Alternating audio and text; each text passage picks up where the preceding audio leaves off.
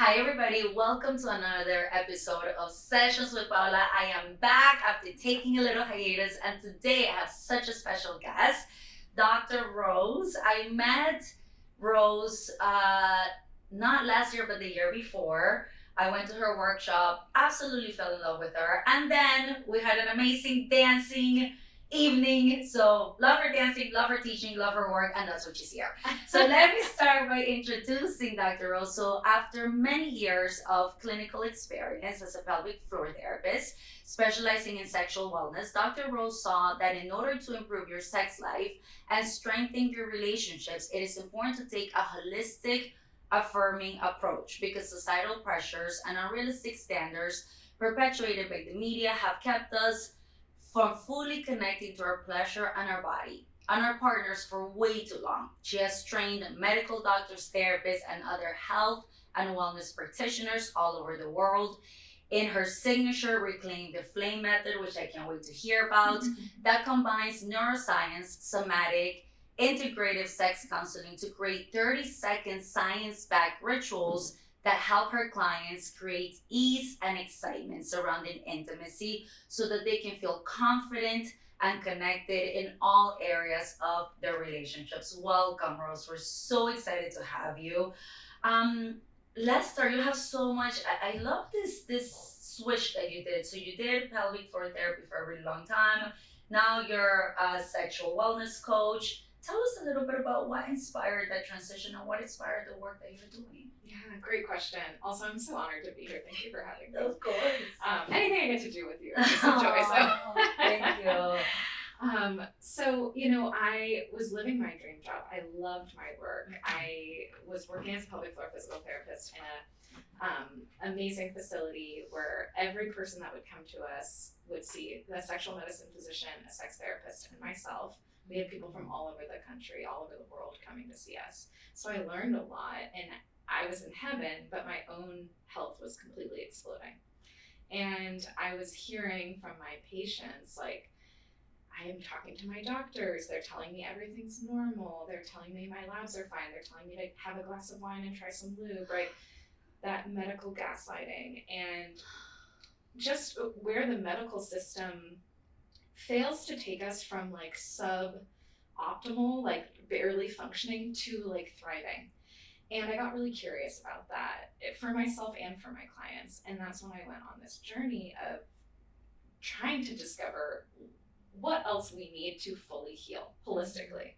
So first I started with functional nutrition, coaching, then I got into somatics, hypnosis, integrative neurology, and along the way saw kind of the gap in between sex therapy, pelvic physical therapy, medical stuff. And I was like, there's a very like unique gap here that needs to be filled. Right? There's a lot of blue ocean between where people are supported in sex therapy and where people are supported in pelvic therapy. And I knew somebody who needed to understand the mind-body connection could come in and fill that gap. And that's what I do now. I love it. So I love it because Rose, I had to take a deep breath because I hear so many of my clients, they go to the gynecologist or they go to the medical doctor, have a glass of wine so that you can relax and have sex. And then I have couples that got used to the glass or 2 or 3 of wine, and then they're trying to get pregnant, or maybe one of them is getting sober, and then they have to almost reteach themselves. It is a very anxious driven experience. So we do this work, but there's still so much work that we need to do to educate, especially medical doctors, because really they don't have a lot of training when it comes to sex therapy. Rose, tell us, when you see that imbalance, right, between the pelvic floor muscles and the nervous system, talk to us about how that affects arousal, desire, orgasm. What does that do? Yeah, absolutely. Great question. So for anyone who's listening who has pets at home, I always talk about this balance in the nervous system and in the pelvic floor. We see our pets, they're either zooming around, super active, playing, or sleeping. Right? So just like that, our nervous system needs to have action and inaction, right? Times when we are in activity. That could be play, that could be excitement, that could be motivated. It could also be fight and flight at the tippy top end. And I think what people don't realize is the nervous system and the pelvic floor are very connected. Now, when they have shown people threatening movies and connected them to surface electrodes, the first two muscles in our body that contract are actually our shoulders and our pelvic floor. These are the most protective muscles in our body. Wow. And so if you are experiencing pain with intimacy, if you're experiencing difficulty with orgasm, if you're experiencing difficulty letting out your poop, your pee, all of these signs, or back pain, 95% of people with low back pain have some kind of pelvic floor dysfunction, right? All of these are signs that your pelvic floor is a little bit more in the active space, kind of stuck in that active space. And we have to look at that and say, there's nothing wrong with my pelvic floor. It's actually behaving exactly like I expect it to. What is underlying that is a nervous system that's under threat. And so we need to look at our society and how capitalism, urgency culture, productivity keep us in this super, super, super active space. And so that's one piece of the puzzle. The next piece is understanding that, you know, when I was a pelvic physical therapist, I treated a lot of pain with intimacy, and I still do. But I think that it's this spectrum, right, where it's like pain with intimacy, so we're actually averse to intimacy, neutral around intimacy. How many of our clients, you know, there's 80% of couples experience a libido mismatch at some point in their life. Yes. And I think it's so prevalent for people who are socialized as female to feel this obligation or this pressure. And I think because there's not good awareness of how women and people with vulvas experience desire, we put a lot of pressure on ourselves to experience desire in a way that just isn't biologically not what we're primed for. So what I would love for everybody to understand from a pelvic floor and nervous system perspective about desire is that 85% of us do not experience desire spontaneously, those with vaginas, basically. 15% of us with vulvas have spontaneous desire, where you look at your partner and you're like, that looks great, like, let's go, right? 85% don't.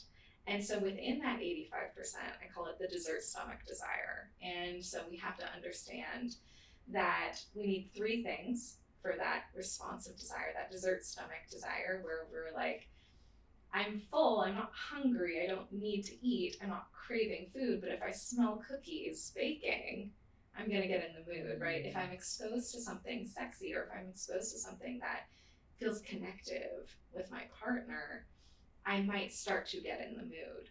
Now, the thing that people need to know is internalized and externalized pressure can be a big stop for that. Yes.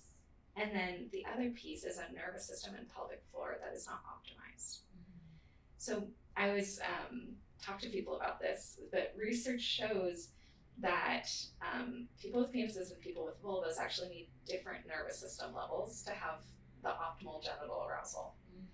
People with vulvas need to have moderate sympathetic nervous system activation. So we need to be a little excited. We need to be a little in that action-taking nervous system, the like zoomies, if we're thinking about that pet example. People with penises are actually totally fine in that parasympathetic rest and digest. They have optimal genital arousal there. Wow. Right? Wow. Because everything that you're saying is like, yes, yes, yes. Pressure. 80% people of couples have a libido mismatch. Right. And if we can normalize this, and Yes. that's what we do the talks, Yes. you know, people can bounce back a little bit quicker. But please continue, because you're spreading knowledge over here. First time that I hear, right, like the pelvic floor muscle and the back, first things that get really tense. And then what you're explaining about people with penises versus people with vulvas. Wow. Well, I think that the reason I love the science of sex, the reason I love the science of our nervous system, of our physiology, is it makes it so much easier for myself and my clients to offer themselves self-compassion. Because when we understand you're not broken, there's nothing wrong with you, you know, how easy would it be to be like, why am I never in the mood? What's wrong with me? why does it hurt when I have sex? What's wrong with me? Why is it so difficult for me to orgasm? What's wrong with me? When we can say, you know what, your brain and body are behaving exactly the way we expect it to. There's nothing wrong with you. These things are common. And there's easy strategies, simple strategies that we can give you to shift it. It can really give the power back, and it can create that sense of self-compassion to ease anything that we feel in our body around, like, beating ourselves up for being where we're at, because the medical system just is not trained in these issues. And so it perpetuates that belief that, wow, there must be something wrong with me if a doctor doesn't even know how to help me, right? Yes, Rose. And I think when people come in, and they have identified themselves as a problem, imagine everything that you mentioned. What's wrong with me? I can't orgasm. And because, the mind is a meaning making machine. Yes. We may even question the relationship. Yes. And from my point, I do a lot of couples therapy. I really encourage people to come in as a couple, because there's already been resentment being built. You're talking about all of these differences for penis owners versus vulva owners. And I think also what I see, with men, sometimes it is easier for them to ask for sex than to ask for a hug. Sex is used in so many ways to repair attachment, as a way to feel alive. When people are going through something challenging, it isn't uncommon, if they lost someone they love, that they become more sexual to relieve stress. So I think when you talk about the internal and the external pressure, that is one of the most common things I see. And labeling yourself as a problem. If we can normalize this, the bounce back would be so much quicker, as you're saying. Absolutely. And so when I work with people, I work completely virtually now in this holistic coaching model. Okay. And there's a couple different pillars that we work on. One is that couples dynamic, right? Like, what is the internal and external pressure that's impacting you? That's putting your nervous system and your pelvic floor more in that hypervigilant state, more in that threat state. How do we create more safety in your communication, in the boundaries around intimacy, and anything that we're doing surrounding sex? So that's one piece of the puzzle. The next piece is using these somatic practices and functional neurology practices to create quicker shifts in the nervous system. So I always say to people, imagine you have a water bottle, and that water bottle is empty at the start of the day. That water bottle is your nervous system. So say you wake up late, you have a stressful commute, you are like, you stubbed your toe on something, all of that adds water to the water bottle. And so we are basically accumulating stress and threat in this water bottle. And with these techniques, we can keep it from overflowing, because what happens when the nervous system overflows with threat is a number of things, either anxiety, depression, difficulty sleeping, difficulty with libido, difficulty focusing, right? Physical pain. They're all signs of the same overflow. So the techniques that I use are actually built on the science of safety, from the body to the brain. I think the body to the brain goes a lot faster sometimes than talking ourselves into safety or consciously shifting beliefs or experiences that are creating fear. So I think a lot of people have heard of the vagus nerve and polyvagal theory when we think of safety. It's a nerve in our brain stem that helps create autonomic balance. So balance in the things that happen automatically in our nervous system, our breathing, our heart rate, our blood pressure. Now, physical therapists love to say things that wire together, fire together.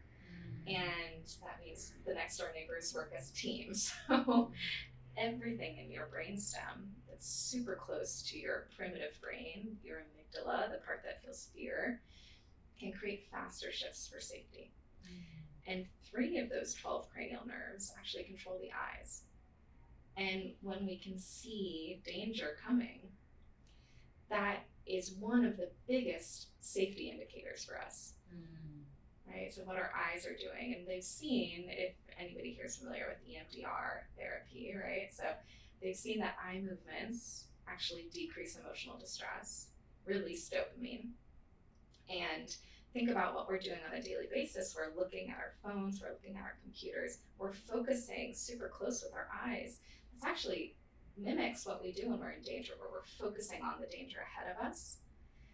Think about an animal that's grazing in the field. We're looking around, we're relaxed, we're like kind of leisurely strolling, our eyes are wandering. So doing these eye movements signals safety to the brain and to the body. So that's just one of the techniques that we do. So imagine, because if you're talking about how, yes, the phone tunnel vision and what that is creating when it comes to pleasure and desire.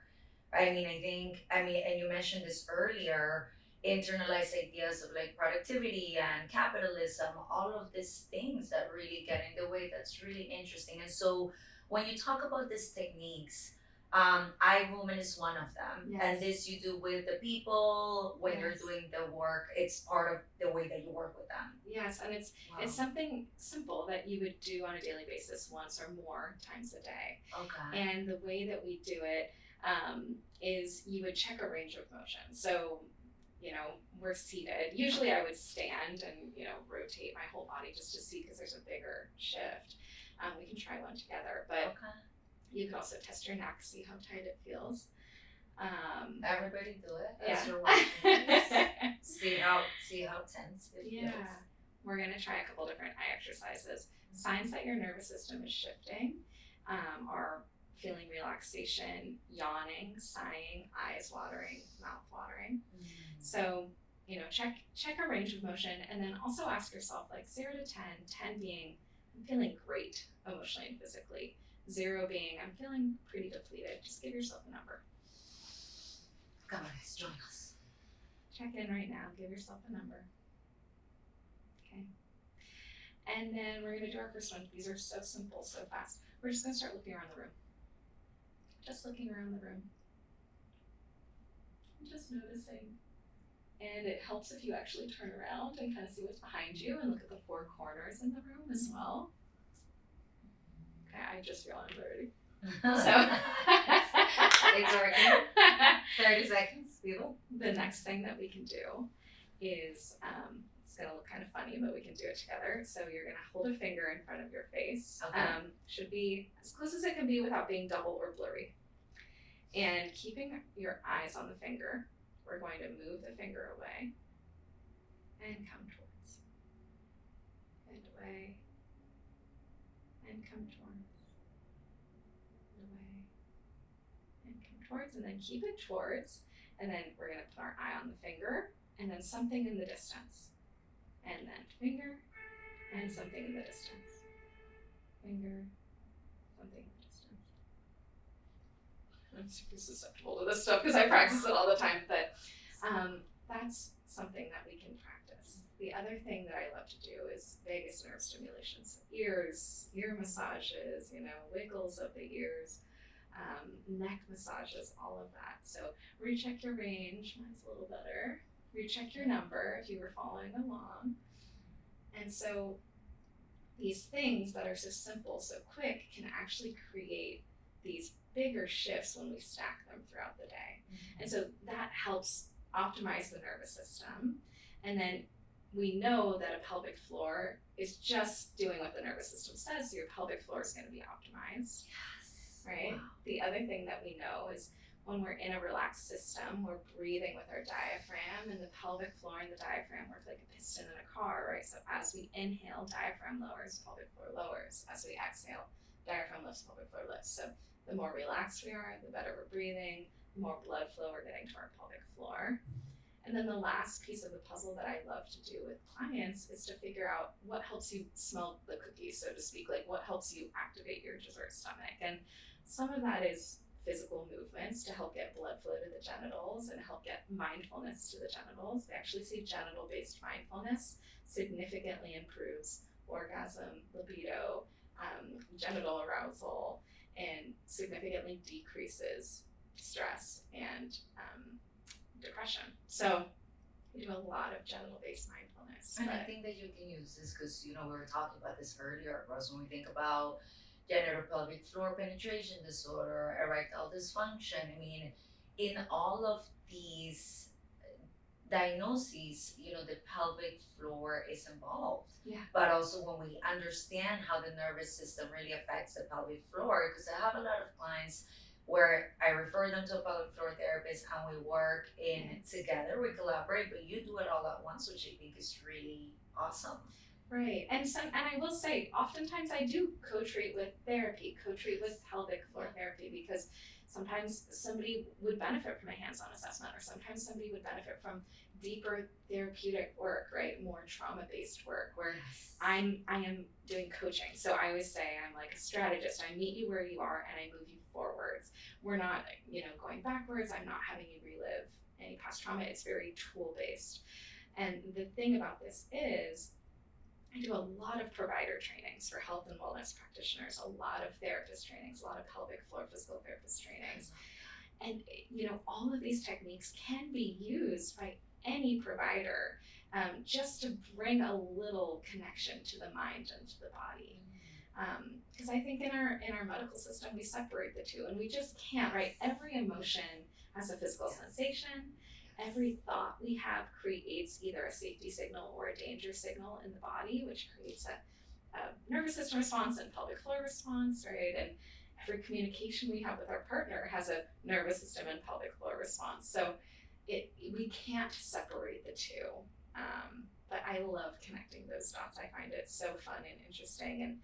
And I always say the body is faster than the brain. Yes, it's true. The And I body is think faster when than you the were brain. talking earlier, about pain is something that's also common. And I remember in your workshop you talked about 75%, if I remember correctly, That is true. of vulva owners have experienced pain at some point of their sexual lives. 33% are still experiencing pain. So I think it is also important for everybody out there to know, guys, if you're consistent experiencing pain, that is not sex worth wanting.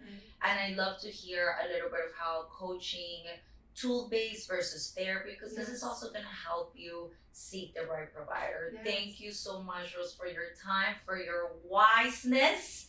You shared so much with us today. I hope that you were able to do some of the exercises out there. And guys, slow down. We live in a fast-paced life. Slow down, right? Pleasure is important, but we gotta slow it down. If we continue going fast, there's a lot of things that we're gonna miss along the way.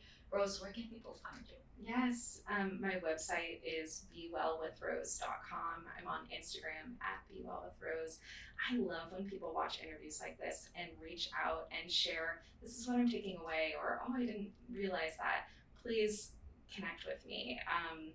You can message me on Instagram, you can email me, bewellwithrose@gmail.com, and I offer free 20-minute phone calls. If you're not sure, do I go to therapy? Do I go to physical therapy? Would coaching benefit me? It's a great place to start, that free 20-minute phone call, because if I don't feel like I'm the best fit for you, I have an amazing network of providers that I refer out to. And then if you're a provider, if you're a health or wellness practitioner that is looking to learn more about pelvic health, intimate health, and how these neurology-based activities could create faster shifts for your clients, I have a provider training coming up in October and another one coming up in 2025. So you can just email bewellwithrose@gmail.com with the subject line training info. Love it. Thank you so much for having me. Yes, guys, watch, connect. I believe in the power of community. So if you have anyone that could benefit from this information, please share it with them. Thank you for joining us. Thank you, Rose. Yes. We gotta go because we're gonna be dancing tonight. So thank you for joining us. Muchas gracias y bienvenidos.